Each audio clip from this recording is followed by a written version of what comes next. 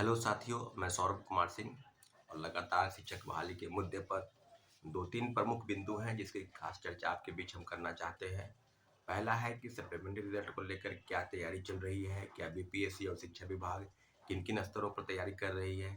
Overall चीज़ जो बता रहे हैं कि कई पेपर के न्यूज़पेपर के माध्यम से या सुर्खियों के माध्यम से ये पता चल रहा है कि लगभग 5,000 के आसपास यानी 500-1,000 आगे पीछे रिजल्ट हो सकता है। परंतु वो अगर हार्डली जाएगा तो 6,000 के आसपास रिजल्ट जा सकता है, क्योंकि डेट ऑफ बर्थ को लेकर जो भी चीज़ें अगर होंगी, क्योंकि एक एक डेट ऑफ बर्थ पर कई लोग आते हैं, एक मार्क्स पर कई लोग आते हैं, तो वहाँ डेट ऑफ बर्थ को देखा जाता है। तो सारी चीज़ों पर अगर अब करा जाए तो सारी चीज़ें प्रथम फेज की बहाली में लगातार प्रोटेस्ट हुआ और जिस बात की चर्चा हमेशा हो रही थी कि बिहार लोक सेवा आयोग रिजल्ट निकालेगी सप्लीमेंट्री रिजल्ट को लेकर जो तैयारी है, तो अब जो चीज़ें हैं कि क्या इस बात की पुष्टि हो गई है या नहीं हुई है, लेकिन इतना जरूर है कि सप्लीमेंट्री रिजल्ट तो आना तय है।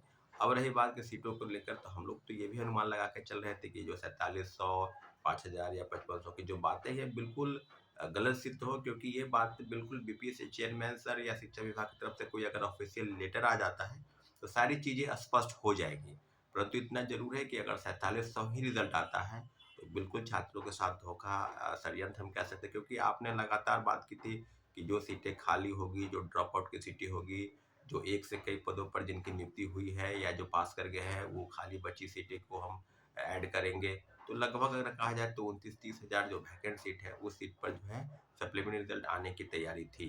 परंतु अब किस तरह की चीज़ें हुई, क्योंकि जो 4700 की बात की जा रही है, ये 15-20 दिन पहले ही जो सीटें खाली थी, जो बाकी थी, वो शिक्षा विभाग से बीपीएससी को भेजा गया था। परंतु अभी तक क्या पूरा ओवरऑल डाटा जो है शिक्षा विभाग को मिला है या शिक्षा विभाग ने बीपीएससी को भेजा है, इसकी कोई जानकारी नहीं है। परंतु इतना ज़रूर है कि कुछ न कुछ बातचीत हुई है शिक्षा विभाग और बीपीएससी के अधिकारियों के अंदर। जो रिजल्ट को देने की तैयारी है, उसके संदर्भ में आपको बता दें कि 7 तारीख के पहले रिजल्ट यानी मंडे तक रिजल्ट जो है आने की पूरी संभावना है। रिजल्ट कितनी आएगी, ये रिजल्ट आने के बाद ही पता चलेगा। वे कोई आधिकारिक सूचना ना बीपीएससी के साइड से, ना शिक्षा विभाग के साइड से कोई भी सूचनाएँ नहीं आई। तो सारी चीज़ें आप खुद समझ सकते हैं कि क्या हो गया। अभी दूसरी जो महत्वपूर्ण चीज़ है, इसको लेकर कि काफ़ी लोग कि एनआईओएस के मामले में क्या होगा, एनआईओएस को लेकर मीटिंग भी बुलाई गई है कल गांधी मैदान में, डीएलएड वाले जो मामले हैं। तो एनआईओएस के मामले में मुझे लगता है कि कुछ चीज़ें तो स्पष्ट हो गई है, कुछ चीज़ें का स्पष्ट होना अभी बाकी है। एनआईओएस डीएलएड मामले में क्या होगा, एनसीटी की गाइडलाइन पर क्या होगा या सुप्रीम कोर्ट में रिव्यू पिटीशन डाला जाएगा, उस पर क्या निर्णय आते हैं। परंतु सुप्रीम कोर्ट का फैसला जो है वो सर्वमान्य फैसला होता है। सभी को, कोई भी व्यक्ति या कमीशन या कोई संगठन या कोई संस्था या कोई संस्थान या कोई भी सुप्रीम कोर्ट के फैसले से के नीचे का ही है, सबको उसका सम्मान करना है। अब रही बात कि न्यूएस की डिग्री के मामले में, तो कल कल बीपीएससी ने एक लेटर जारी किया था दूसरे फेज की बहाली को लेकर। तो उनका एक स्पष्ट मानना था कि जो 2017 यानी एडमिट कार्ड, यानी अब इस बात की आप बिल्कुल अब मन में किसी प्रकार की भ्रांति फैलाकर नहीं रखें। मन में इस तरह का सवाल, क्योंकि कई चैनलों से, कई यूट्यूब चैनलों से काफ़ी चीज़ें फैलाई जा रही है, लेकिन छात्रों के पक्ष में, छात्रों के हित में जो चीज़ें होंगी या है, उस बात की पुष्टि आप करना चाहते हैं तो आप अपने हिसाब से उस चीज़ को करें। परंतु इतना जरूर है कि 2017 के पहले जो भी शिक्षक, प्रशिक्षित शिक्षक स्कूलों में कार्यरत है, वो डीएलएड डिग्री लिए हैं, वो मान्य होगी। परंतु उसके बाद की डिग्री जो है वो अमान्य होगी। निश्चित रूप से आप ये बात समझ सकते हैं कि सेकेंड फेज की बहाली में एनएमएस की जो डिग्री है, 18 महीने की डिग्री, उसको अमान्य करार दिया गया है।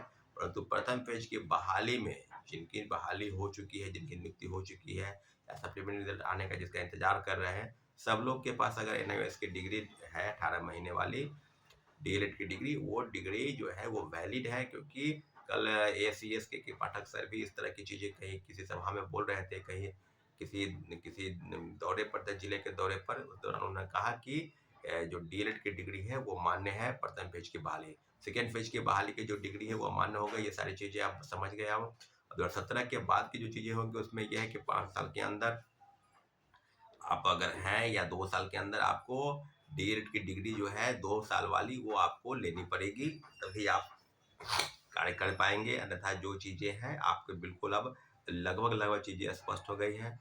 अब केंद्र सरकार की तरफ से जो भी गाइडलाइन आएगी, जो जो निर्णय आए हैं उसके एवज में कि क्या प्रथम फेज और अन्य राज्यों में जो शिक्षक बहाली चल रही है उस पर क्या किस तरह की चीज़ें होंगी या नहीं होंगी, इस बारे में आपको पूरा स्पष्टीकरण बहुत जल्द मिल जाएगा। अब जो बैठक होगी कल एनआईओएस की डीएलएड वाली डिग्री की बैठक, उसको लेकर आप लोग अगर मन में किसी तरह का सवाल है या नहीं है तो आप गांधी मैदान में उस बैठक में आप लोग आए, क्योंकि एनआईओएस के कई लोग, लाखों लोग ऐसे हैं जो प्रथम फेज की बहाली में भी वो शामिल हो गए। अब छठे चरण में भी एनआईओएस डीएलएड वाले बहुत सारे हैं, उनको भी बहाल किया जाएगा या नहीं किया जाएगा, या जो सेकेंड फेज की बहाली में है उनका तो मामला क्लियर हो गया, क्योंकि एडमिट कार्ड जारी करने के लिए जो ऑफिशियल नोटिस आया है उस बात में इस बात का जिक्र है। तो अब इस चीज़ों पर बिल्कुल क्लियर हो चुका है। रही बात प्रथम फेज की बहाली में, तो एनआईओएस के डीएलएड की जो डिग्री 18 महीने वाली, उसको वैलिड करार दी गई है। उसका ऑफिशियल नोटिस कुछ नहीं आया है, परंतु जो पता चल रहा है कि उसको डिग्री को करार दी गई है। अब रही बात कि क्या बीपीएससी और शिक्षा विभाग कब तक इन सब चीज़ों को दूर करेगी, कि कोई काफ़ी लाखों अभ्यर्थियों के मन में जो शक और आशंका है उस पर निश्चित रूप से क्लियर हो जाना बहुत जरूरी है।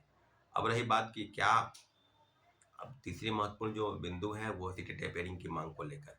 जैसा कि साथियों पता है कि काफ़ी आंदोलन हुए, लगभग 12-14 दिन लगातार आंदोलन चले। यूपीएससी हो, शिक्षा विभाग हो या डिप्टी सीएम के आवास के पास हो, मुख्यमंत्री जी से भी मिलने की बात हो रही थी, नहीं हो पाई मुलाकात।